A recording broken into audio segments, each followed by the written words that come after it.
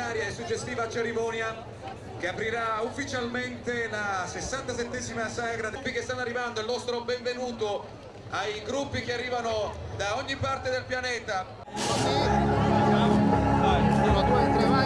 Ecco qui. Un applauso per la concordia tra i popoli e la pace nel mondo. Con questa suggestiva cerimonia l'accensione del tripode dell'amicizia davanti al Tempio della Concordia comincia ufficialmente la 67esima edizione della Sagra del Mandorlo in Fiore, un momento sempre di grande commozione, di grande significato. Allora sentiamo il sindaco Marco Zamputo alla sua quarta edizione da primo cittadino, quali sono le emozioni che si rinnovano nel suo animo. Ascoltiamo.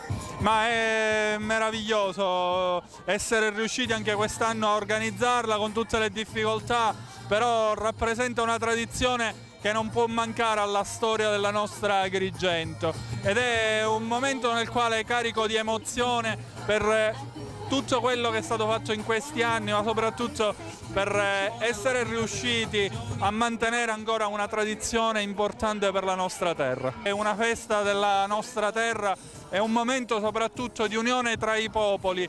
Questo fuoco che arde vuole significare proprio un fuoco comune di amore, di pace e di fratellanza. Seppur organizzata in tempi stretti, questa sagra potrà avere delle ricadute dal punto di vista economico sul territorio?